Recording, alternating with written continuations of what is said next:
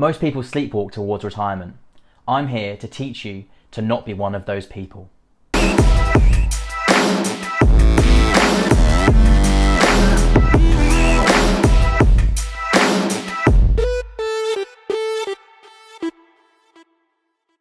Today's video is all about pensions. This might not be something that you've necessarily thought about a lot before, but this video is going to teach you why you should care and why you should start saving now for your future. So firstly, what is a pension? A pension is a pot of money that pays you after you've stopped working. Now, usually in the UK, this is age 65 or 67, but it can be earlier, and if you're not careful, you could be working much later as well. A pension normally comes in one of two ways. One is from the government and the other is from a pot of money that you've saved up over your working lifetime. So firstly, I'm going to talk to you about the state pension. This is the name of the government pension pot, and currently it's £179.60 per week for anybody over the age of 65. That is just £720 per month, or only £8,640 a year. And if you're thinking that's not very much money to live on, that is absolutely correct. This is why you need to have your state pension and your private pension, your company pension, to go on top of that.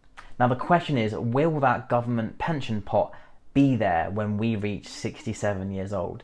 I personally think that it will, but it will be means tested. And what I mean by that is anybody who has a pension pot under a certain number, 100,000, 150,000, something like that, then they will be eligible for the state pension. But if your pot is over that, then you'll have to only survive on what you've saved. The reason is that the state pension that pays out today to pensioners comes from the taxes that we pay in. And as the population ages and we have more people who are living longer into retirement, there'll be less money to go around, which is why I believe that in the next 20, 30 years, the state pension will be means tested.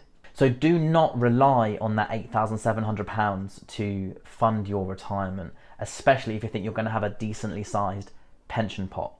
Okay, so what's the other half of that? That is your private pension or your company pension, and you can actually take that from the age of 57. So without getting too far into the weeds of the technical details, when you turn 57, you are eligible to take your private pension, and you can actually take up to 25% of that private pension in a lump sum that's tax-free. So if you had a pension pot of 200,000, you could actually withdraw £50,000 tax-free at the age of 57.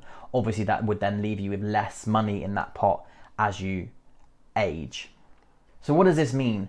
As you work through your life, a portion of your salary goes into your private pension. This is actually invested and it should appreciate over the next 20, 30, 40 years before you reach retirement age. The other thing is that by law now, your company that you work for must also contribute to that pension pot. And this is essentially free money. It's money that you can't access until you're 57 or older, but it is free money for your future. So there's two things that I want you to take away from this video. One is that there is a state pension. It's not very much, just over £8,000 a year, and it might not be available to you by the time you get there.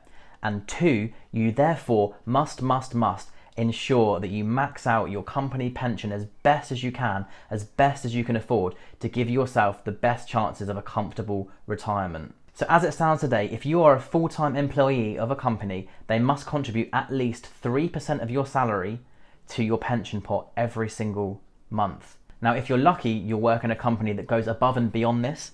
I myself, my last company, they double matched your pension. So if you put in 3%, they put in 6, up to 5 and 10. The company before that would match you up until 10%. So if you put in 5%, they put in 5%. If you put in 10%, they put in 10%. My current company actually just does the government minimum. So whatever percentage I put in, they only put in 3% on top.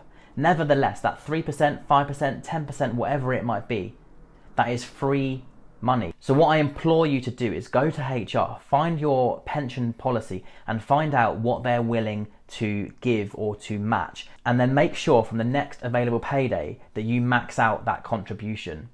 So you might be thinking, okay, Adrian, I've got a pension here for this job that I did for 2 years, a pension here for this job that I did for 6 months.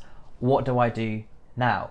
Now the good news is you don't really have to do anything if you don't want to. The companies that you work for will just continue that, keeping your money in that pension pot and in theory investing it and growing that pension pot.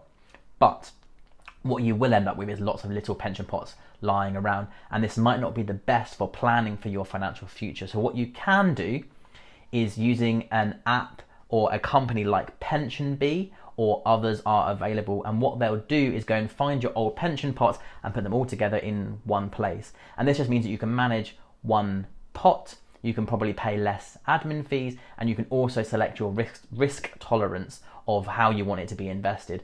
And what I'll do in the description is I'll leave a money saving expert post which talks about who are the best places to go to for those pension consolidations, and it will outline the fees, the pros, the cons, and so on. So please go and check that out. So the takeaways are, there is a government state pension. It may not be available when you get there. You can and should be saving towards your retirement now by adding into your pension pot along with your company's contributions, and I massively suggest that you look up what they'll contribute and increase your contributions to make sure you're making the most of their contributions, because after all, it's free money. And when you get to 57, you do have the opportunity to withdraw a lump sum up to 25% tax-free. And this could pay off your mortgage, it could pay for that dream trip around the world, anything like that. So really what I'm saying is, go and find your pension. Find out what it looks like, where is it, how is it invested, what can you be doing now to make sure that you benefit the most when you want to relax and enjoy life in your 50s or 60s. Guys, thank you so much for watching this video. I really hope you've got something out of it. If you have any questions or any feedback for me, please leave that down in the comments below, and I'll make sure to get back to each and every one of you. Thanks very much for watching. I'll see you again. Cheers.